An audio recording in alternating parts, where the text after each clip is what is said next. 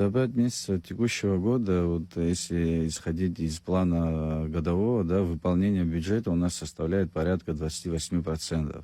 Конечно, есть отставание у нас на сегодняшний день. Ни для кого не секрет, да, основные бюджетообразующие у нас предприятия, это в том числе рыбные заводы, да, которые они в нашем районе представлены в количестве 6 штук. В этом году рыбной путины не было, соответственно, не было хамсы. Вот основная часть дохода, которая выпала, это налоговая прибыль, связана с этими предприятиями. Это для нашего района большая цифра, порядка, ориентировочно, сегодня сложно сказать, но ориентировочно это 85 миллионов, которые выбыли, это собственные средства.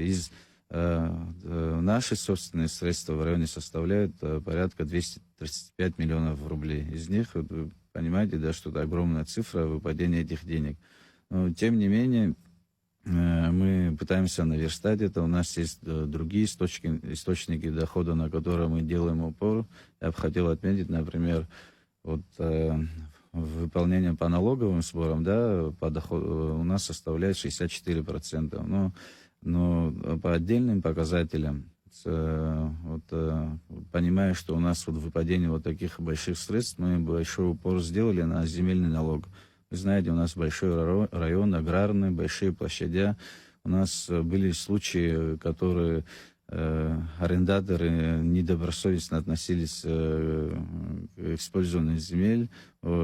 Есть случаи даже, где два случая, где мы уже изъяли эти земли за неуплату соответствующих платежей. Есть люди, которые с пониманием отнеслись и оплатили задолженность. Есть категория людей, с которыми мы заключили рассрочку, чтобы оплатить долги.